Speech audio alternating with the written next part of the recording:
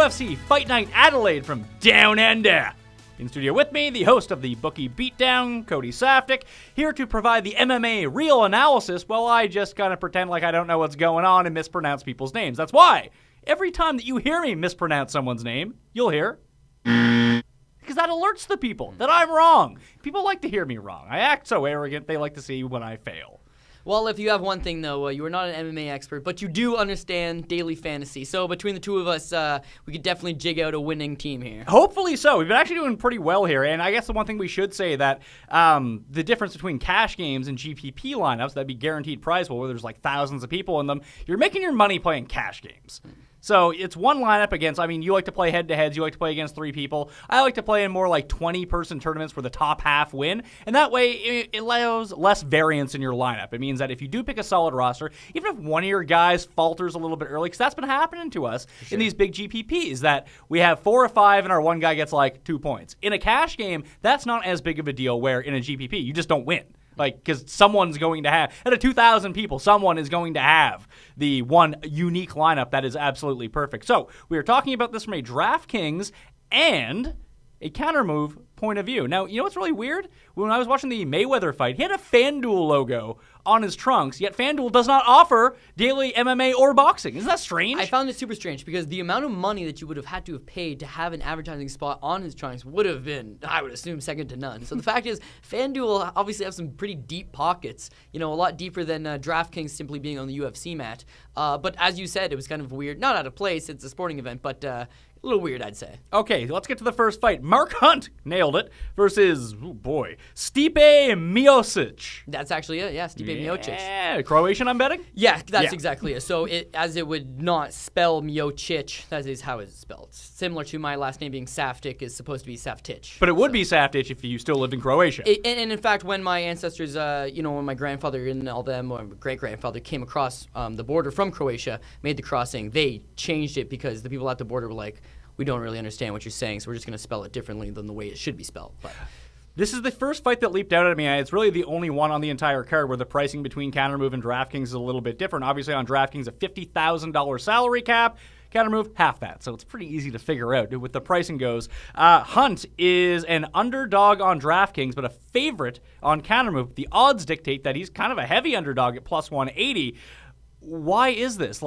Is there any reason to take Hunt 5,300 on Kountermove, despite the fact, this is a 5-round fight, I'm guessing, if he's going to be that high, but do you just fade him completely and go the other way? I think DraftKings got the one right on this one. I think with Mark Hunt, he's got a knockout power. He absolutely has knockout ability. And I think if you're Kountermove, then you're thinking to yourself, oh, wow, he's got that ability to finish fights. Finishing fights, as we know, scores very high. That's the only thing that really matters. Exactly. So that they're really taking that into consideration. DraftKings, meanwhile, is taking into consideration that Stipe Miocic is a very mobile heavyweight. He's going to be able to dodge a lot of these shots. He's probably going to, keep Mark Hunt at the end of his jab over the course of 5 rounds, and that he's likely to score more. So Stipe is quite expensive on DraftKings, and Mark Hunt not so much. Whereas Kountermove, they're really thinking, well, you know what, Mark Hunt really only needs to land one of those left hands.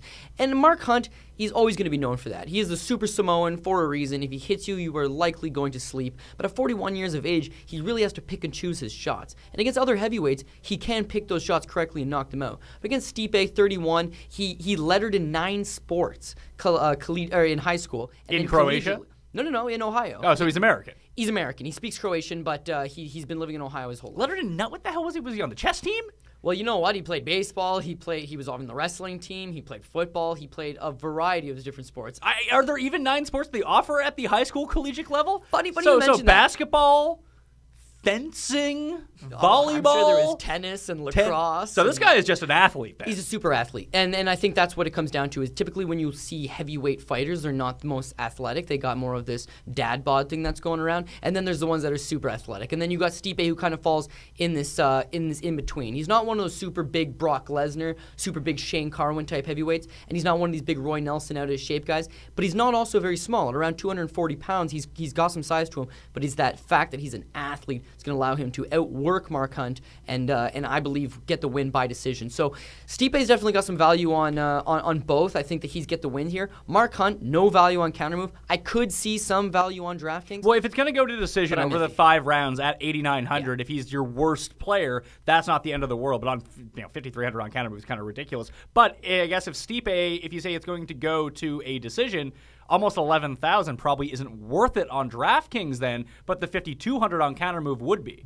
Well, for Stipe, he fought a guy named Roy Nelson a couple fights ago, and he landed. It was a 3-round fight, but he landed over 100 significant strikes in the fight. So at half a point per significant strike, that's worth it. Then he would get 50 points right there, and then it's a 5-round fight. He could theoretically score even more than 50 points. Also, when I mentioned that he was a big athlete in high school, he was also a good athlete at the college level as well, playing baseball and being wrestling. So I believe he was a Division II wrestler, but he more than has enough tools in his toolkit, I should say, to take down Mark Hunt as well. Now, Mark Hunt has shown off some takedown defense, but there's always been a knock on him. It's been his cardio, his conditioning, his takedown defense. And at 41 years of age, if Stipe is able to hit him on the feet, tire him, take him down, rinse and repeat, then he's going to score a lot of points. And Mark Hunt's always been known for an absolute iron jaw. He does not get knocked out. That being said, he was knocked out in his last fight. So Stipe also has the odd chance of landing that perfect punch that's going to knock him out, or simply just outworking him. If you want Mark Hunt and you want him simply on the value for DraftKings,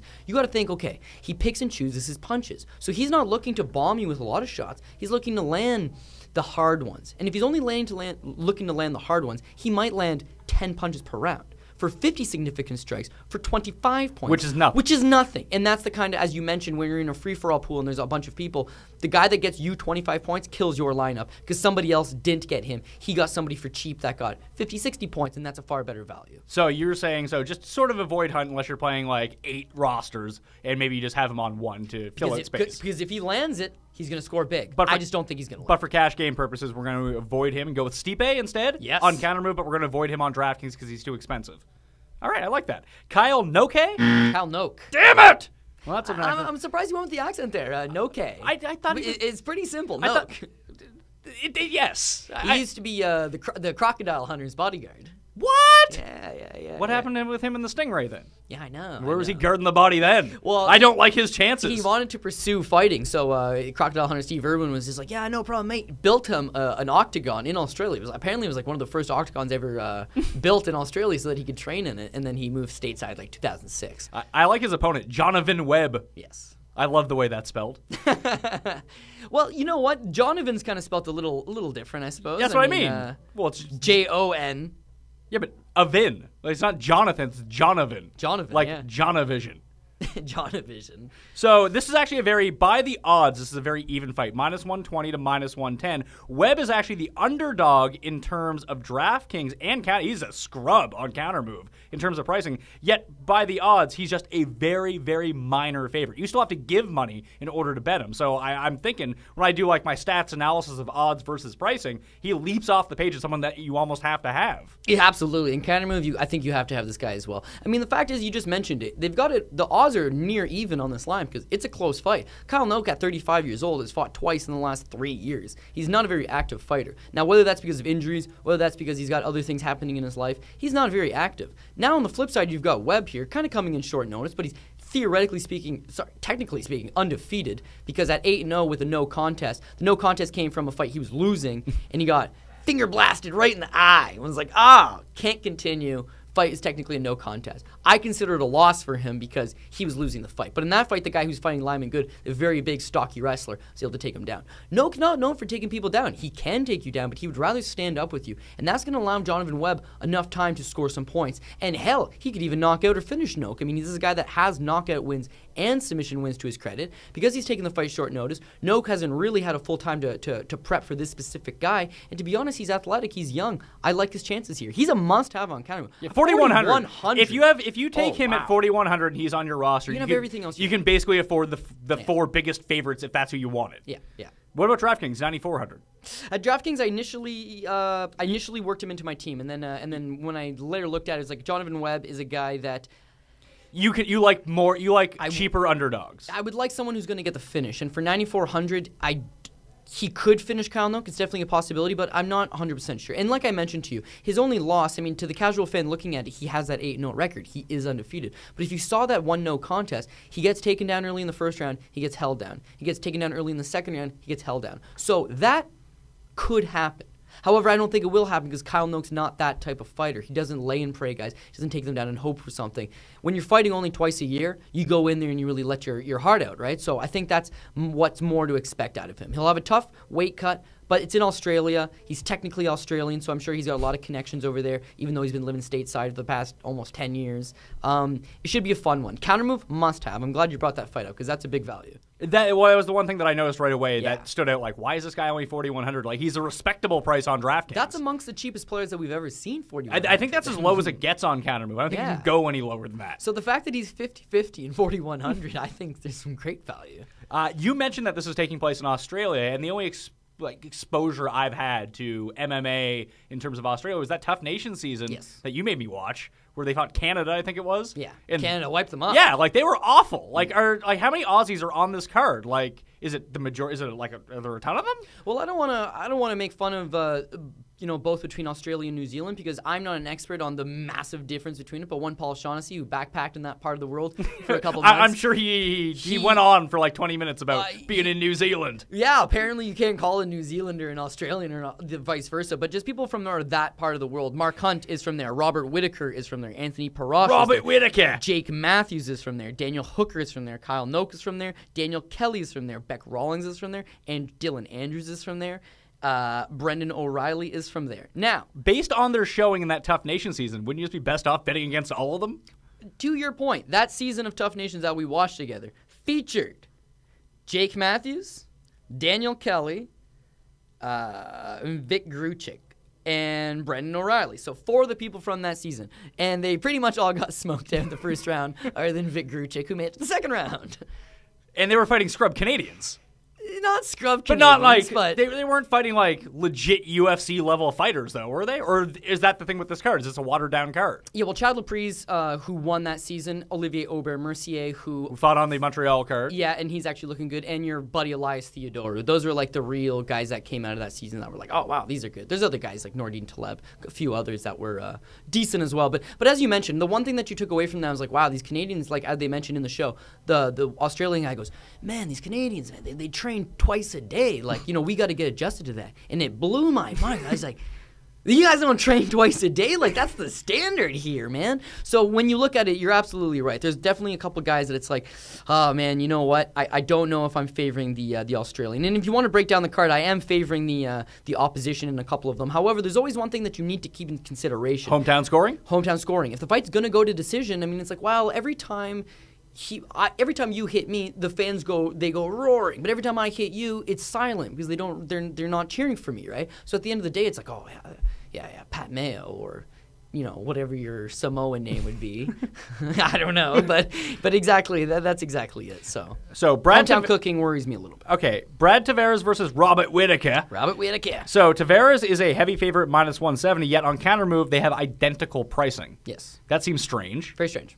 Is Tavares just going to wipe the floor with this guy? Well, Brad Tavares is a lot bigger than him. He's a natural middleweight, whereas Robert Whitaker is a guy that's fought at 170 pounds, and I think better suited for 170 pounds, but he does not like to cut the weight. So off he is to 185 pounds. Brad Tavares should win this fight. He's fought much better guys. He's just at a higher level, and I think, Whitaker is still very young at 24 years old. He'll be able to groove into that as his career progresses. But the one thing to consider here is for DraftKings, at $9,100, I really like it, and I'll explain why. Because we always talk about how I think this guy's going to lose, but he'll make the distance. We always talk about that. It's like, you know what? He's good value. He's cheap. And I think he's going to lose the fight, but I think he'll be able to make it 3 rounds and score some points. But what happens in those fights, example, Matt Brown versus Johnny Hendricks. We knew that Matt Brown would make it the distance, right? But unfortunately, he got taken down so many times, he wasn't scoring points.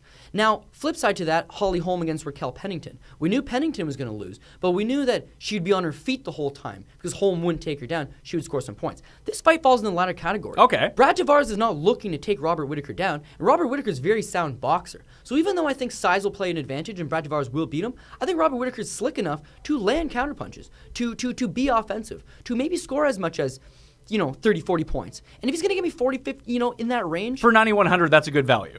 For 9,100, it's a good value. And one smaller thing is that I have seen Brad Tavares in the past clearly winning a fight, boom, boom, folded, right? So I'll take that chance for the cheap value. Okay, so we have Brendan O'Reilly versus Vick Gruchik. Yep. Yes. Looking good here today, by the way. Yeah, not bad, actually. And again, this is one of the other ones that I identified that by the odds, it's -120 versus -110. So Vegas doesn't really know how to cap this fight. Countermove seems to think that Grucic is a heavy, heavy favorite, but on DraftKings, they're about even, 9,800 and 9,500. So who's right here? Like, are DraftKings and Vegas, do they have this figured out? This is a very even fight? Or does Countermove think that something's up? They know a little bit better and that Grucic's going to pound this guy. Yeah, I think DraftKings has got it once again. What I'm starting to realize, and I don't know if this is for sure or whatnot, but Countermove, it seems like they go off past performances. If you are typically known as a finisher, then they'll just automatically value you high because you have that ability to finish. Well, I have a little bit of insight into this. Yes. In terms of their pricing, they use a model based on past performance, which is true, but it's based on their fantasy points, not necessarily how everything went. So some of these guys that seem like they're huge underdogs may covertly be good fantasy scores because they land significant strikes, or they're good with reversals, or they go the distance and lose, and that sort of thing. So that's where their game kind of comes from in terms of pricing. But it seems odd that it's so off. I believe that. I think Countermove is going by past performances, and DraftKings either going by odds or DraftKings going by they have somebody there that's physically just going over it. I think it's a mix of both. I think they look at the odds, they have someone in there, and then they have someone running a numbers. little bit, absolutely. Yeah. But that's the thing with Countermove. So now you look at some of these guys. Vick Grucic, he's very aggressive, very, very aggressive, and he comes for that kill. Flip side is that he was very aggressive in his last fight, and he got knocked out in the first round against Chris Clements, who laid a complete egg at UFC 186 in Montreal. So Vick Grucic's a guy that can get himself in trouble. Now, he's living in training in San Diego now. That's certainly helping him. But at 37 years of age, I don't know where his ceiling's at. He's got 7 wins, 5 losses. He was on The Ultimate Fighter where he beat a guy that didn't go to the UFC and then ended up losing. Like, he's always had that back and forth. Brendan O'Reilly, a guy that was also on The Ultimate Fighter, he lost his first fight in the house against Cajun Johnson. They brought him back to fight one more time in the UFC. He also laid an egg, losing all 3 rounds in a decision loss. But to me, what this screams is Brendan O'Reilly, he's young, 25 years old. He can take shots. He can take a beating, and he can survive. Vick Grucic at 37, he's normally a fast runner, right? He normally tries to blow you out of the water very fast, but I don't see that happening here. So for the amount of money that I've got to pay for him, I was initially putting him in my lineups. I really was. I thought, you know what? He's more experienced. He's a better fighter. He's aggressive. He should get the finish. Then I got thinking, you know what? Brendan O'Reilly's a guy that's gone the distance in his last fight. He's got his octagon jitters out of the way. He's back at home. Now you got a guy in San Diego. He's not really at home anymore. The other guy's physically still in Australia. He's at home. Brendan O'Reilly's got a shot. Maybe not a shot to win. A little bit of a shot to win, but certainly a shot to just coast out those 3 rounds. And Vick Grucic would not score a whole lot of points if that's the case. So what we're saying is stay away. Just stay away from both. Stay away. Usually what we like to do is pick on the fight pass, that's what's called? Yes. Fight pass card, and because Countermove is usually the only one that carries that, and there's extreme value because no one knows who any of these guys are besides you. DraftKings has these fights this week. And because the whole fight's fight pass. Yeah, so this is perfect. Yeah. So you can really pick on the lower end. So what do you see as a potential quick finish as a guy that you need to have on your team? Okay, so I look at one. I wish you were going to try to pronounce it, but it's Alptekin Ozkilic. He's the Turkish delight. Say that again? Alptekin Ozkilic. They call him Alp, but it's Alptekin. Alp? Like Alf? Like yo? But with a P, A-L-P. So Alp, say it again? Alp, but it's Alptekin. Okay, so Alp. Ozkilic. Ozkilic. That's a good name. Yeah, it's a great name. The Ozkilla. He's great. And he's in Oz too, so it really works out. This guy's definitely going to win. No, he's the Turkish delight. I like it. He's the first ever born Turkish-born fighter to fight in the UFC. Okay. Why is he? He's a heavy favorite. He's 1090 on DraftKings, but only 5100 on Countermove. Yeah, it's not so bad. Well, the thing is, he's very short and compact. He's like 5'3", 5'4", and 125 pounds. He's very compact, and he's a Greco-Roman, like a wrestling champion in Turkey. So he's got the wrestling base down, and you'll see in a lot of his fights, he's able to just take guys down almost at will. He's just very, very good wrestling base. But he's so short and stocky that he generates an incredible amount of power when he's standing up. And coming off a pair of losses, he no doubt wants to get back in the win column. And you see him in his wins, he just obliterates guys, or at the very least completely handles them and works them for the course of 3 rounds. This is a guy that pushes the pace very, very quickly. Now, on the flip side, you got Ben Nguyen. Ben Nguyen. Did you know that one? Because you know what? I you don't pronounce the N. Yeah. I know a few people named Win. That's exactly it. Yeah. Everybody kind of knows. Like Scotty Win, the poker player. Win. He trains in Thailand. My biggest knock on him, and he's actually... Is that he trains in Thailand? Well, he trains at a good gym in Thailand, and Thailand's pretty close to Australia, and I believe he may live in Australia, train in Thailand, so he's got that little bit of a connection despite originally being American. But my biggest knock on him is that in 6 losses, he's been knocked out 5 times. Ugh. So I got Alp, who is I used to drive the Alp bandwagon, man. I love this guy. You got Alp over Glass Jaw Win. I think he either knocks him out standing or he takes him down and knocks him out. And I've seen him knock out Antonio Banuelo, WEC veteran, a guy that fought a ton of good guys. I've seen Alp knock that guy out in 30 seconds flat, right? And that guy, in my opinion, is better than Ben Nguyen. So I think Alp is almost a must-have. Must-have for both counter moves and pay the price on both, basically. Because we always talk about who we want that finish. We do. We don't care what the price is as long as we get the finish. It's like when Rousey's on the card. You just take Rousey because she's going to score. If you don't have her, you're screwed. And also, you've got to look at it with Alp. He was not one of the best because he was just still new to the UFC. But one of the best. He was a blue chip prospect. He was a guy that was like, oh, this guy's going to be good. Then he wins his UFC debut. Then he loses his next one. Then he loses his next one. So if you're him, it's like, not only do I want to go in there and beat a guy, I'm the very first fight on a free card that's entirely shown on Fight Pass. They're treating him like he's a jobber. So he needs to go out there and he needs to thrash this guy and prove a point, and I think that's what he's going to do. Okay, Alex Chambers versus Kalin Curran. Yeah, Kalin Curran must-have. Must-have? Yeah. All right, let's just leave it at that. Kind of moves do we really need to break it down any more than that he's a must-have? Well, Alex Chambers is a 36-year-old astrophysicist, so I don't think she should be fighting on Saturday night. Perfect. Kalin Curran it is. Beck Rawlings versus Lisa Ellis. Rawlings is a pretty heavy favorite, minus 175, and very expensive on DraftKings at 1060, and on Kountermove. Is this just a stay away? You know what? I was iffy on this one. I think Beck Rawlings is going to score a lot of points, actually. I think she wins this fight. She's a lot more mobile. She's a lot younger. She is definitely in a position to win this fight. Lisa Ellis was one of the original badasses, one of the best girls that I had ever saw fight.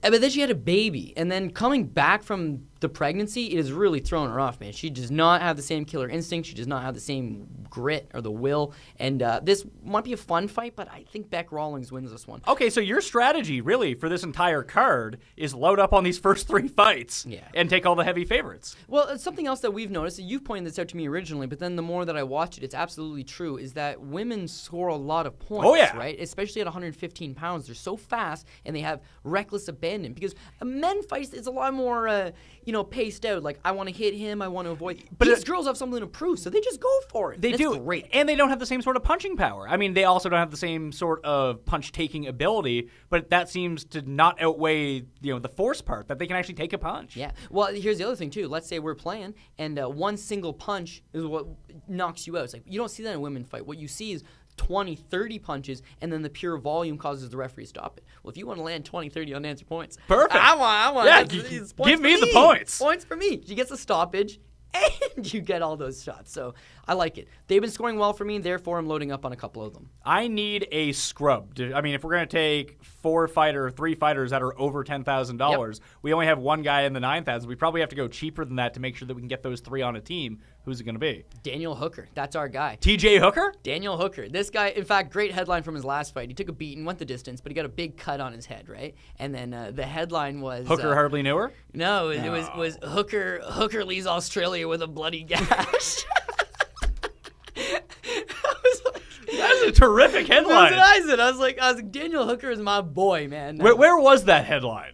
MMA Mania, bloody I like it. or something. It was great. Yeah, it was great. I really did appreciate it. But Daniel Hooker's a guy that no quit in him. In his UFC debut, I was picking against him, and he really impressed me against Ian Entwistle.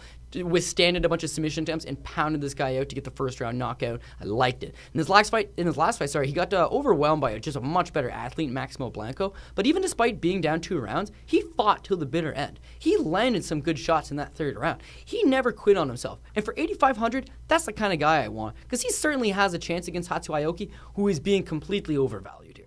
So no Aoki at all. And Dan Hooker's the proper price for me. 8,500 on DraftKings, sign me up. All right, so that's perfect. So we can put him onto DraftKings. He's only 4,300 on Kountermove, but where we have Jonathan Webb, we don't really need him because we can afford everyone else anyway. So Hooker is the scrub that you want for DraftKings, and Webb is the scrub that you want for Kountermove. That's the way that we're going to play this? Yep. All right, let's rapid fire through the rest of it because I'm not sure that it's all that significant. If it is, you give me a winner and tell me if it's a stay away or a must play. Andrews versus Scott.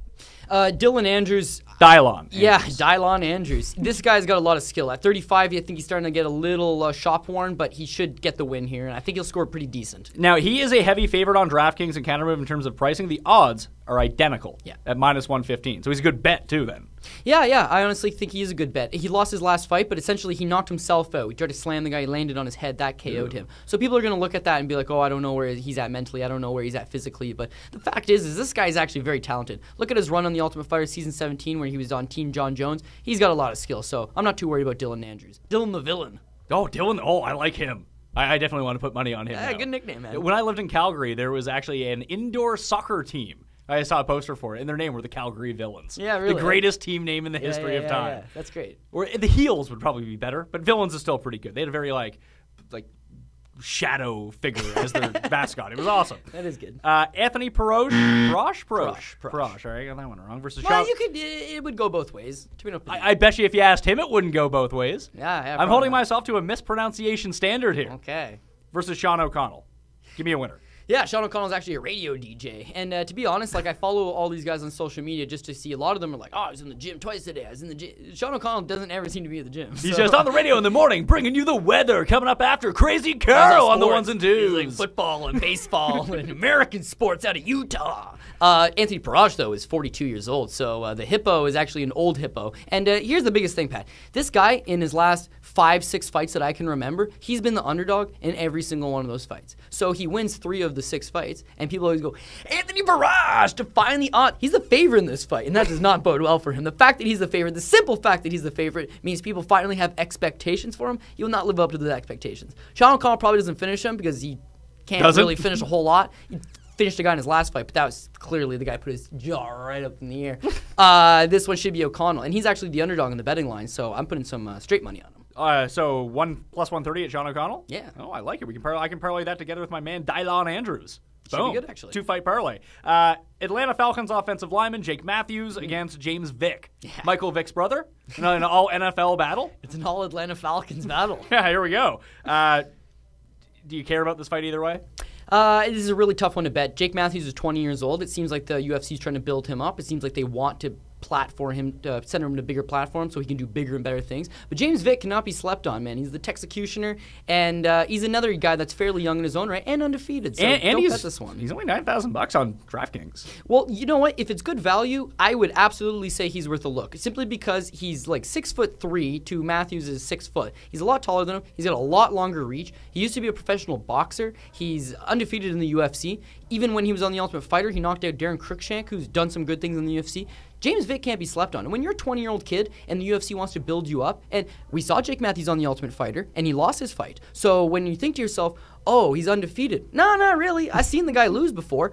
Of course, that was against Olivier Aubin-Mercier, who turned out to be good. So this one's got a lot of question marks, and for that very reason, stay away. Probably stay away from it. All right, perfect. Last fight, Daniel Kelly versus Sam Alvey. Yeah. Alvey, the racist dragon.